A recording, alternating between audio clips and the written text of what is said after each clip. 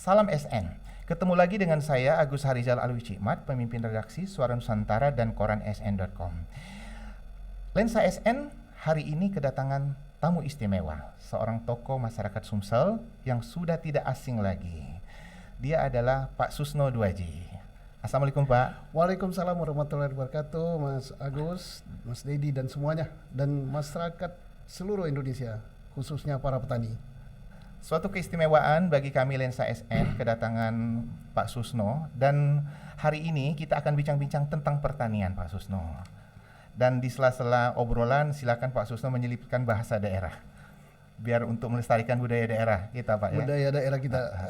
Pertanyaan yang pertama nih Pak ya, apa yang membuat Pak Susno sangat perhatian dengan dunia pertanian ini Pak ya?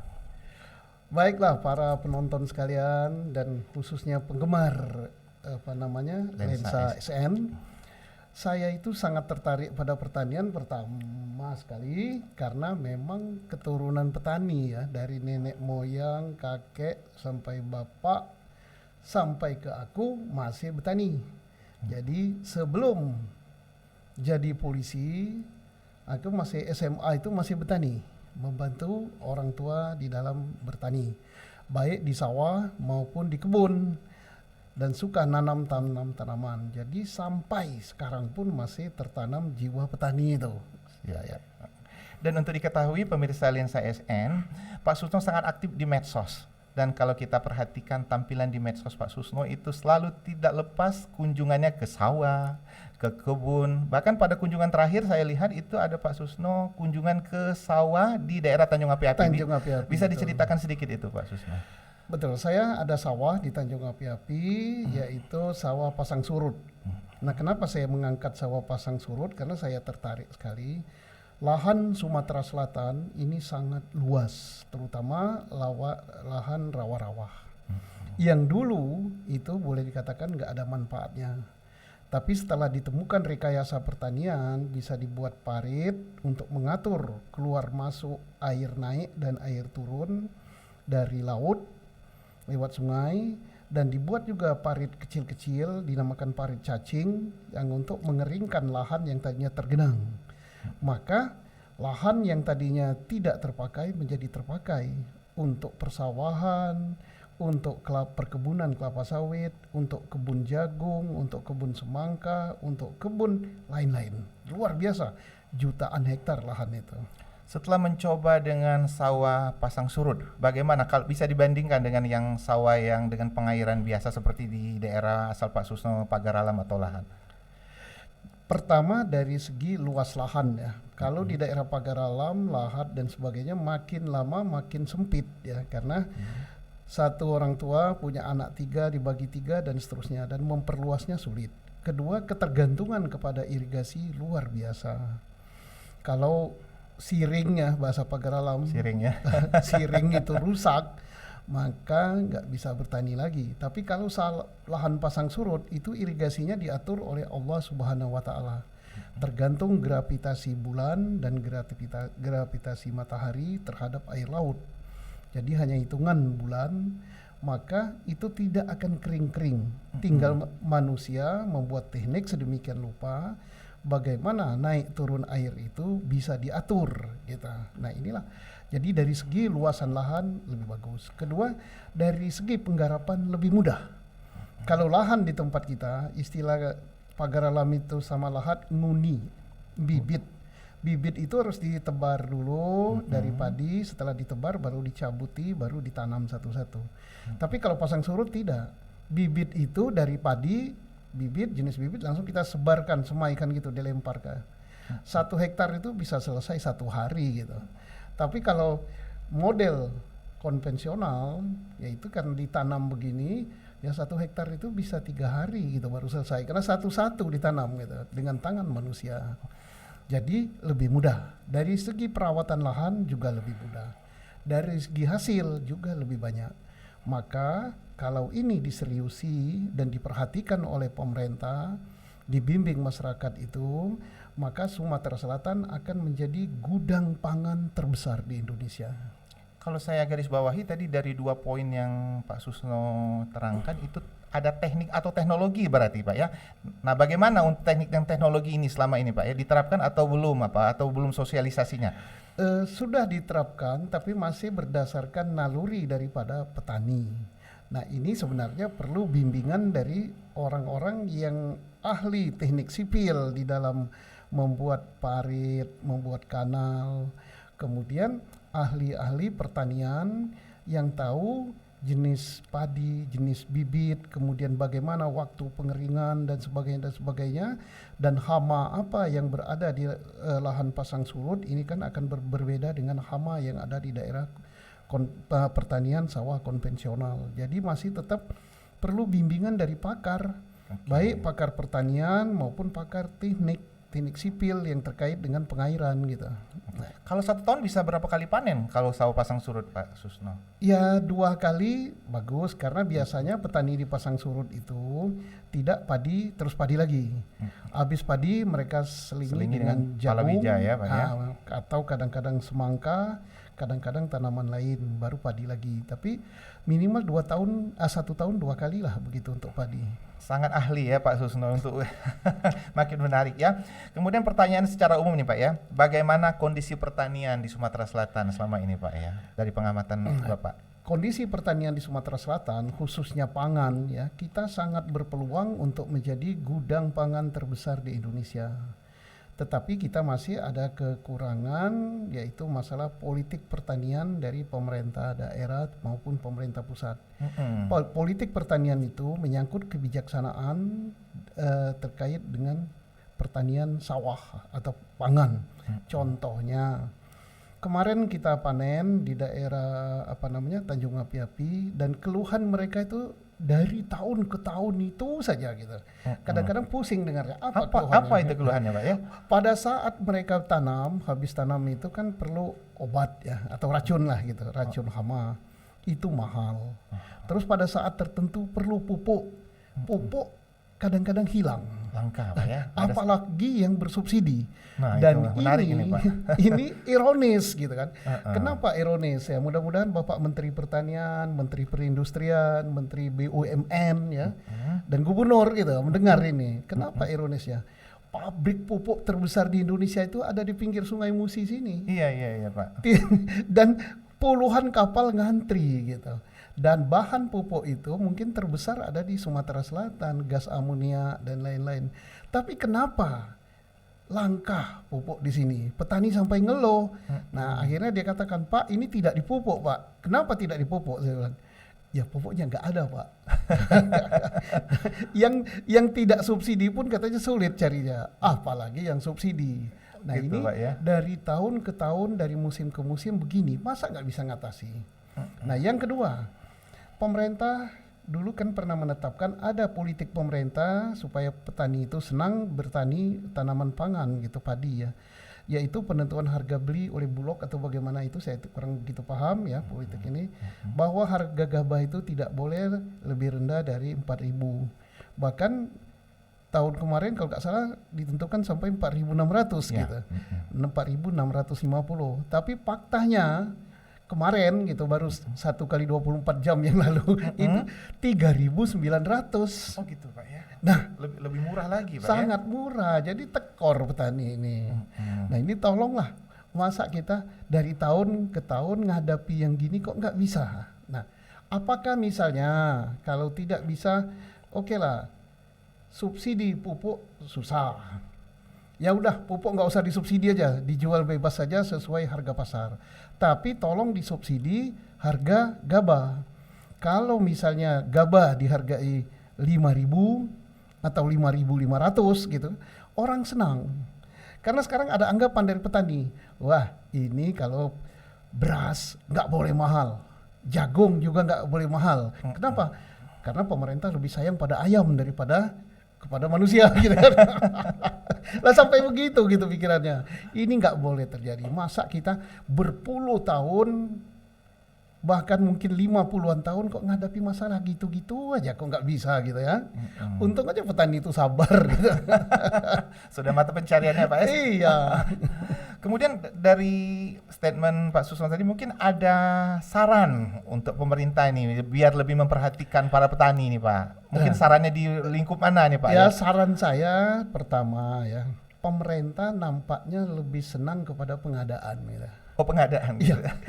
Jadi Kementerian Pertanian itu lewat Pemda senang ngadakan traktor ya, senang ngadakan alat panen gitu, senang ngadakan pompa. Jadi sudah berubah fungsi Kementerian Pertanian menjadi Kementerian Pengadaan. Lah, kenapa sih tidak senang turun ke bawah dengarkan apa masalahnya? Ya masalah pupuk, masalah harga.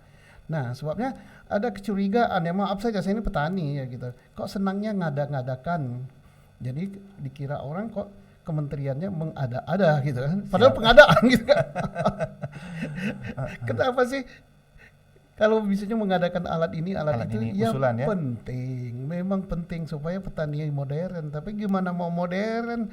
Hulu dan hilirnya harus seimbang. Hilir harus seimbang. Jadi lama-lama orang nggak mau bertani gitu. Kenapa? Percuma bertani kalau hasilnya hanya pas panen saja, hasilnya jadi murah Pak ya. Pupuk nggak ada. Ya. Tapi ini akhirnya ujung-ujungnya bagaimana kesejahteraan petani ini akhirnya Pak ya? Nah, kesejahteraan petani bukan hanya petani padi. Petani padi jelas tidak sejahtera gitu kan. Kenapa? Lahan semakin sempit, harga tidak bagus, pupuk susah. Petani karet sudah hampir 6 tahun lebih harga karet drop dari 22.000 menjadi pernah 4.000. Nah, padahal petani itu udah hebat benar kalau satu lahannya 1 hektar itu selama panen karet dia menghasilkan misalnya seminggu itu dapat 100 kilo gitu atau 150. Kalau hanya 4.000 dulu ya, 4.000 berarti dapatnya hanya 400.000 untuk selama 8 hari atau 10 hari. Berarti perharinya berapa? Hanya 50.000. Untuk makan itu, untuk anak sekolah itu, untuk keperluan sosial, misalnya ada yang pesta bawa ayam dan sebagainya, ya itu lah gimana mau sejahtera dengan duit 50, penghasilan sangat minim. Untung saja hanya sedikit petani yang membunuh karetnya ditebang, diganti tanaman lain, tapi tidak gampang. Men-switch dari karet ke tanaman lain itu tidak gampang. Perlu membiasakan diri untuk tanaman yang baru. Mungkin juga kita sentuh ke produk ini hasil pertanian yang lain Pak ya. Misalnya di Pagar Alam itu beberapa petani kesulitan memasarkan Pak ya. Pernah dalam berita itu petani tomat pada saat panen mereka sangat kecewa, bahkan membuang saja daripada dijual. Bisa diceritakan sedikit ini Pak ya? Harga tomat ya pernah menyentuh harga Rp300 per kilogram. Nah kalau sudah 300 ya itu jelas tekor gitu kan. Harga bibitnya berapa, ongkos perawatannya berapa, kemudian pupuk berapa dan lain-lain. Ya bagaimana? Nah caranya bagaimana? Ya makanya saya bertanya kadang-kadang, kemana Menteri Perdagangan kita? Kemana Menteri Koperasi kita? Kemana Menteri Perindustrian? Dan ini bukan hanya tanggung jawab Menteri Pertanian saja, dan bukan tanggung jawab daripada Pemda saja. Ini dan bukan di Pagar Alam saja, ini hampir seluruh daerah asal panen raya terjadi gitu. Nah caranya bagaimana? Ya caranya apakah dibuat semacam cold storage gitu untuk mengawetkan tomat, atau didirikan industri-industri sambal gitu kan. Karena penduduk Indonesia ini 270 juta, hampir 50% senang sambal gitu kan. Oh iya keren. Dan sambal kalau dikasih tomat, apalagi sambal tomat campur pete, campur teri. Sedap itu, Pak. Nah jadi ada home industry untuk membuat itu, maka harga tomat terjaga. Jangan hanya menyandarkan kepada industri besar saja. Oh nanti akan terserap itu. Oh tidak. Nah sambal gitu, sambal tomat kalau sudah dipaking di dalam botol plastik, botol apa itu usianya akan sampai bulanan gitu ya. Mungkin sebulan masih awet. Tapi kalau tomat saja dipanen sudah mateng gitu kan, seminggu udah busuk Pak ya. Seminggu nggak sampai 3 hari udah 3 hari udah busuk. Apalagi harganya murah Pak ya. Nah, ini perlu pemikiran daripada kementerian gitu. Kementerian bukan hanya Pemda saja. Dan dinas-dinas juga mikir. Kadang-kadang hanya mikir oh ini dinas pertanian, enggak lah. Situ dinas perindustrian terlibat. Dinas perdagangan dan UKM atau apalah terlibat, berpikirlah bapak-bapak yang pinter-pinter itu. Kalau kami petani ini nggak pinter gitu. Jadi begitu banyak problem Mbak ya. Banyak problem. Problem petani ya, bukan hanya petani sawah saja Iya. Pak ya, tomatnya. Mungkin dari tinjauan Pak Susno selama ini ke banyak daerah ini, dari saya lihat di medsosnya dari semalam itu penuh ya Pak ya, komentar dari para petani ya. Mungkin yang paling menarik apa itu keluhan dari para Keluhan. petani? Hampir semua petani itu menyampaikan keluhan. Bayangkan, mereka tahu bahwa saya ini bukan Menteri Pertanian, bukan Menteri Perindustrian, bukan Menteri BUMN kan. Tapi saking keselnya dia sampaikan, Pak pupuk, Pak bibit, Pak ini. Nah, mudah-mudahan saja di yang berwenang itu suka baca gitu, suka nonton lensa SN Lewat gitu. SN Pak ya. Oke. Tadi dari keterangan Pak Susno ada terselip politik pertanian. Nah, bisa dijelaskan ini. Menarik ini Pak, ada Ya. politik pertanian. Politik pertanian itu adalah kebijakan yang memihak kepada pertanian atau kebijakan yang terkait dengan pertanian. Siapa saja di sini yang harus ini pemerintah ya, pemerintah dalam hal ini siapa? Mulai dari Menteri Keuangan, Menteri Pertanian, Menteri Perindustrian, Menteri BUMN, Menteri Perdagangan, termasuk DPR pusat, DPR daerah, gubernur, kemudian bupati, wali kota. Gimana mereka dalam menyusun anggaran itu memihak kepada pertanian apa enggak gitu kan? Karena 270 juta rakyat Indonesia, hampir 50% itu tergantung pada pertanian hidupnya. Dan sisanya adalah penikmat hasil pertanian. Iya. Misalnya dia tidak bertani, saya nggak bertani, tapi dia makan kan. Tapi dia perlu sambel kan. Tapi dia perlu petai kan. Tapi dia kan perlu duren kan. Nah, jadi penikmat semua ini. Nah, oleh karena itu, dalam menyusun anggaran ya kepada pertanian harus mihak pada pertanian dalam menyusun anggaran. Kemudian dalam menyusun rencana kegiatan, rencana kerja juga harus memihak pada pertanian. Jangan kita timpakan wah ini Menteri Pertanian. Tidak. Menteri PU pun terlibat gitu. PUPR irigasi itu bukan Menteri Pertanian, Menteri PUPR. Memasarkan karet sampai ke luar negeri itu bukan tugasnya Menteri Pertanian. Itu sudah tugas dan tanggung jawab Menteri Perdagangan, Dirjen Perdagangan Luar Negeri. Kemudian memajai dan sebagainya supaya ini tidak bersaing dengan luar negeri. Ini Menteri Keuangan, Dirjen Pajak gitu kan. Dirjen Bea Cukai. Kemudian ngangkutnya gitu. Supaya ini diutamakan dan sebagainya. Ini kan Menteri Perhubungan. Nah, jadi semua kementerian itu harus bersinergi memihak dalam kebijakannya kepada pertanian, baik anggaran maupun kegiatan. Inilah yang namanya politik pertanian. Dan ini harus dari atas, dari pemerintah pusat, pemerintah provinsi, dan pemerintah kabupaten kota. Jadi penikmat lensa SN tersirat apa itu politik pertanian dari keterangan Kak Susno ya.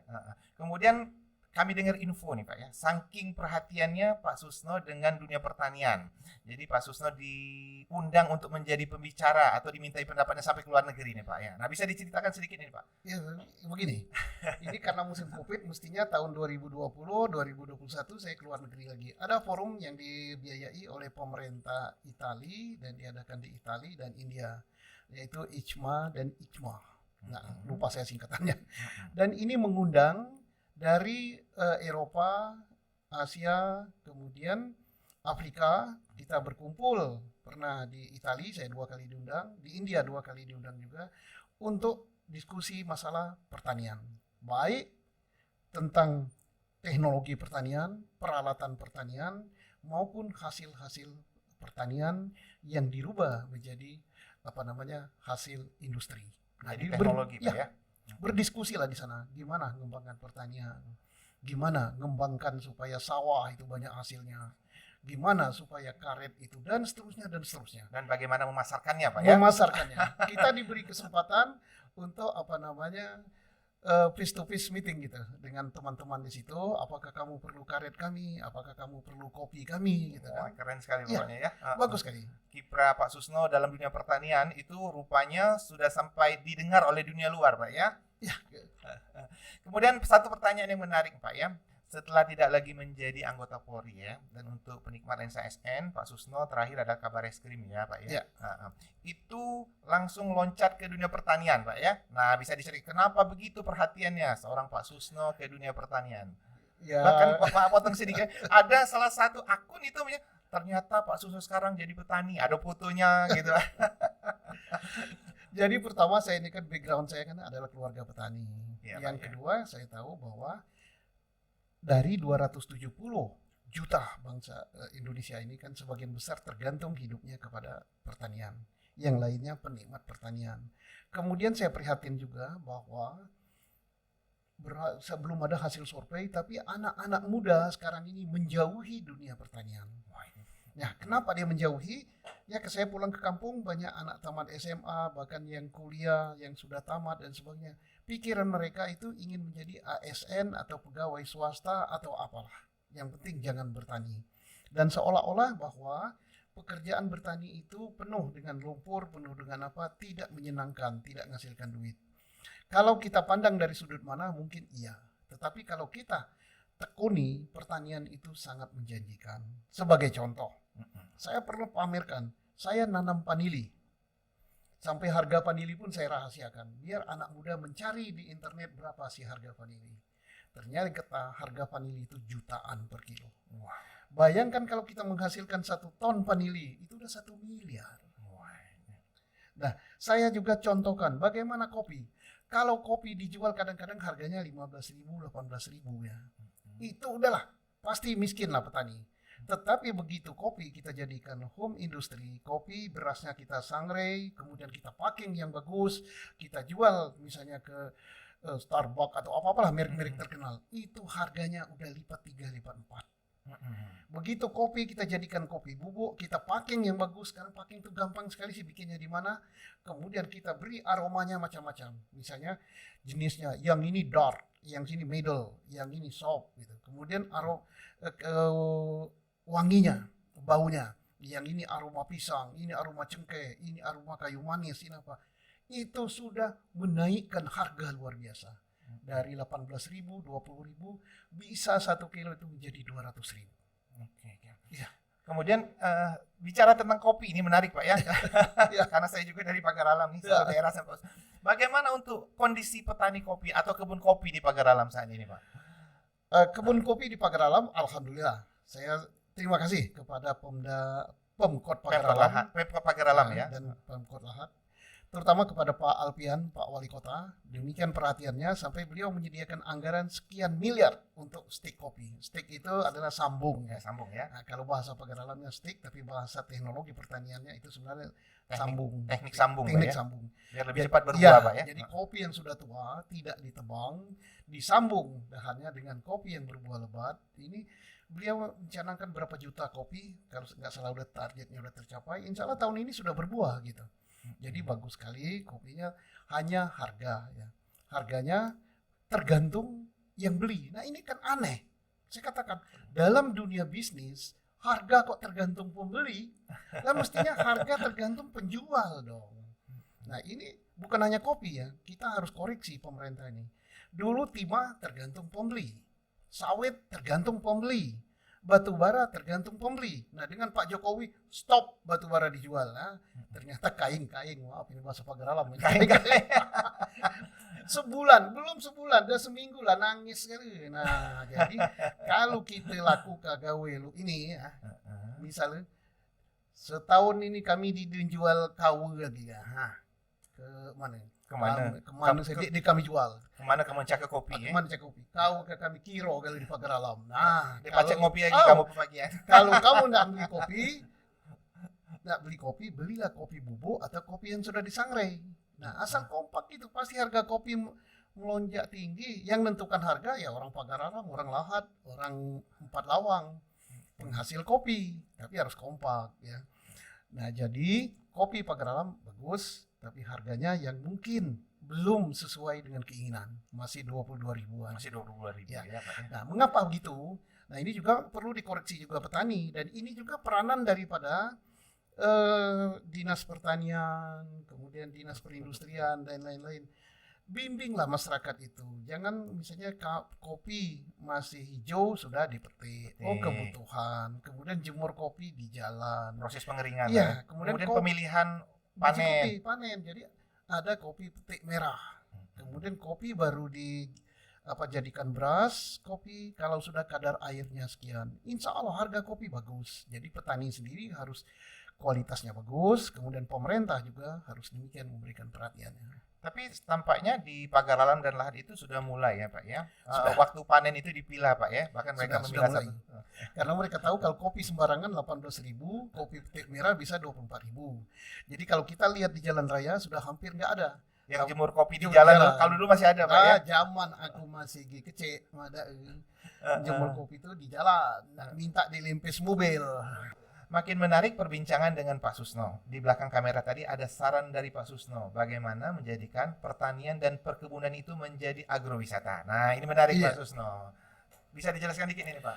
Jadi begini, kalau petani itu tidak berubah dan siapapun ya yang tidak berubah di era perubahan, di era teknologi digital ini, maka dia akan menjadi korban dari perubahan itu. Even petani. Jadi kalau petani tetap memelihara konvensional, itu sama dengan dia memelihara kemiskinan.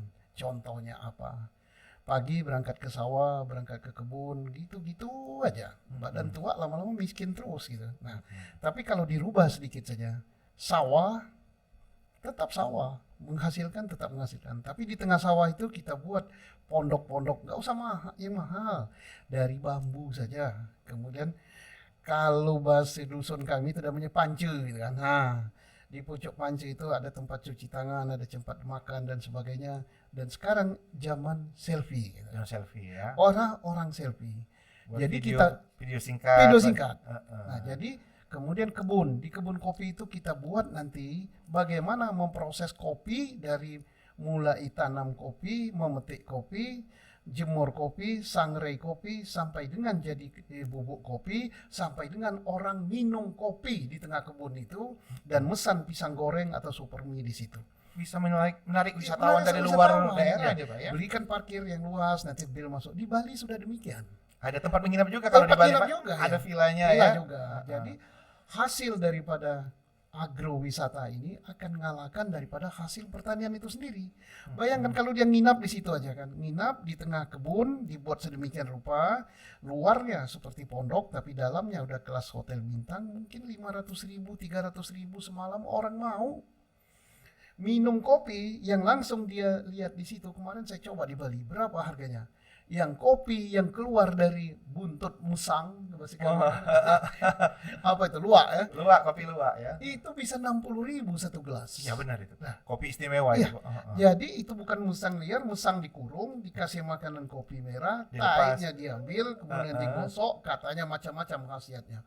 Ada bahasa Inggrisnya, ada bahasa Jepang, bahasa Perancis, bahasa Indonesia, yang tidak ada bahasa pagar alam. Nah, itu satu gelas 60.000 gitu. Nah, makan pisang goreng di situ, 10.000 satu. Nah, apa nggak hebat? Kalau di dusun kami 10.000 itu dapat standar. Nah, jadi bagaimana merubah nilai tambah yang tadinya kebun dikelola secara biasa, sawah di sekolah kelola secara biasa, kita kelola dengan sentuhan-sentuhan pariwisata, maka dia hasilnya akan hebat Nilai tinggi. dan nilai tinggi, dan ini menambah income PAD. Kenapa menambah? Orang masuk ke objek wisata itu kan beli. Bayar ya. Kemudian kalau di Bali ada harus masuk situ beli tiket 100.000, ada yang 750.000. Artinya apa? 750.000 itu harus habis dibelanjakan di dalam. Kalau kurang isi pulsa lagi. Iya. Kalau tidak habis tidak dikembalikan. Demikian saking orang tertariknya dan harus booking, harus ngantri. Nah, 750.000 tiket masuk itu kan 20% kan, 20 atau 10 atau 15% tergantung masing-masing, itu kan income daerah. PAD itu. Kemudian berapa tenaga kerja yang terserap? Kemudian berapa uang yang didapatkan? Dan betapa tertariknya anak muda. Kalau gitu saya nggak perlu jadi pegawai negeri, ASN. Cukup saya di wisata ini gitu kan. Menjadikan lahan pertanian perkebunan menjadi agrowisata. Agrowisata. Dan tampaknya ini di Pagar Alam sudah mulai Pak ya? Pagar Alam sudah mulai, walaupun belum dikelola secara profesional, pelan-pelan demikian. Dan ini mungkin merubah Pak ya pola pertanian yang konvensional menjadi pertanian yang bisa mendampingi wisata Pak wisata ya, agrowisata, dan ini sangat dianjurkan oleh pemerintah. Dan pariwisata ini adalah pendapatan yang paling adil yang bisa membagi ke semua warga, mulai dari transportasi, kerajinan, restoran, kemudian hotel, cenderamata, dan seterusnya dan seterusnya. Oke. Pertanyaan berikutnya nih Pak ya, secara umum aja nih Pak ya. Ya. Bagaimana perhatian pemerintah sekarang untuk dunia pertanian dan perkebunan Pak? Ya sebagaimana saya katakan tadi, kita lihat daripada anggaran, nah bagaimana daripada pemerintah pusat dan pemerintah daerah pertama memploting besaran anggaran untuk bidang pertanian. Nah, bidang pertanian ini terselip tidak hanya di Kementerian Pertanian. Nah, misalnya di Kementerian PUPR, anggaran untuk irigasi. Kemudian di bidang Kementerian Pertanian, anggaran untuk pendidikan, anggaran untuk mendidik para kader-kader pertanian. Nah, jangan sampai nanti anggaran itu dihabiskan untuk pengadaan gitu. Nah, ini kita sehingga nantinya orang bilang lah ini kementerian pengadaan gitu.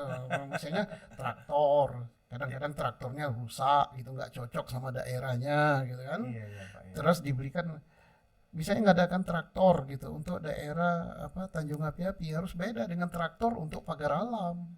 Karena di sini Medannya kan beda, Pak, ya? beda rawa. Jadi traktornya masuk situ langsung motornya rusak gitu kan. Tapi kadang-kadang langsung given aja. Wah, si traktor. Wah, kasih mesin panen gitu. Oke, siang ini kita ada tim kreatif ya, Ilham, Megi, dan Dedi. Mungkin ada pertanyaan dari tim kreatif? Dedi? Pak, sebagai tokoh Sumsel, sejauh ini gimana kalau selain petani, kan sebenarnya ada nelayan, karena Sumsel kan mayoritas di sungai Perairan ya. Mungkin harapannya ke depan untuk nelayan gimana juga Pak? Nah, jadi pertanian itu terdiri dari satu petani pangan, ya. Kedua petani tanaman keras, ketiga petani hortikultura, buah-buahan itu, keempat peternak, kelima nelayan. Ini kan petani semua nih. Nah, nelayan kita kan punya area yang sangat luas. Nelayan kita kan rawa-rawa, laut dan sungai. Nah, bagaimana kita mengeksplor daripada danau kita supaya menghasilkan ikan yang banyak. Bagaimana danau-danau itu bukan danau tapi rawa-rawa itu Rawa-rawa ya. Daerah bisa Payau, Pak, ya. daerah Payau itu bisa menghasilkan income untuk PAD dan menghasilkan income untuk nelayan. Nah, caranya bagaimana? Ya ikannya, bibitnya jangan dibunuh. Ada aturan yang dibuat sedemikian rupa supaya tetap lestari ikan di sana. Kemudian di laut kita mungkin masih kurang masuk ke laut nelayan kita kan, paling bantas sungai. Nah, kita punya laut di Selat Bangka laut itu. Nah, apakah kita sudah membatasi nelayan-nelayan luar masuk ke situ dengan batasan jaring dan sebagainya? Kemudian perikanan juga ya, karena ikan ini kan ikan tangkap dan ikan pelihara gitu. Nah, ikan pelihara di mana? Dulu tiap kampung itu ada namanya, di dusun Kalipagaralan itu ada namanya pauk tebat. Dan sekarang sudah mulai habis gitu. Kenapa habis? Karena rakyat tidak mau lagi memelihara ikan di dalam kolam, di pauk ataupun di tebat. Kenapa? Karena keamanannya. Dilempari racun, dilempari putas, itu akhirnya mati. Akhirnya pauk jadi kering gitu, nggak terawat. Ini aparat keamanan, harus perhatian yang besar. Di sungai-sungai juga gitu. Sungai juga di strom listrik, kemudian dikasih racun. Nah, mati semua ikan. Seru dan asik sekali ya berbincang dengan Pak Susno seputar dunia pertanian, perkebunan, dan terakhir tentang menyentuh sedikit nelayan ya. Kemudian menutup perbincangan kita hari ini, karena Pak Susno sangat intens dengan dunia pertanian, mungkin ada pesan khusus dari Pak Susno untuk para petani di Sumsel. Saya ya sedikit berkali-kali saya himbau ya. Pertama, petani harap sabar. Mungkin pemerintah masih sibuk sehingga intensinya insya Allah ke depan ke pertanian luar biasa. Kedua, khusus kepada kaum milenial, anak muda. Jangan Anda merasa tidak terhormat jadi petani. Jadi petani tidak kalah dengan profesi lain yang menjanjikan. Baik dari segi income maupun dari segi kehormat. Kalau Anda lihat petani di luar negeri ya, di Belanda, dia naik sedan pakai jas, kemudian pakai sepatu bagus. Sedannya parkir pinggir jalan, dia lepas sepatunya, dia bertani. Bertani di situ sudah menggunakan teknologi semua. Nah, di Indonesia bisa nggak sih? Bisa, asal anak muda mau. Teknologi kita, mesin sudah banyak sekarang. mesin untuk ngatur bibit, mesin untuk membersihkan lahan, mesin untuk panen, mesin untuk mengolah buah. Itu ada semua. Tapi tidak bisa dikelola oleh petani-petani konvensional. Ini memerlukan sentuhan daripada anak milenial. Bila perlu ke depan Anda berangkat ke kebun pakai jas gitu kan. Keren itu Pak. Keren. Oke, demikian perbincangan seru kita dengan Pak Susno. Jangan lupa untuk selalu like, comment, share, dan subscribe kanal YouTube Lensa SN agar info-info menarik dari kanal YouTube ini tetap tersebar di Sumatera Selatan. Demikian perbincangan kita hari ini. Wassalamualaikum warahmatullahi wabarakatuh. Waalaikumsalam.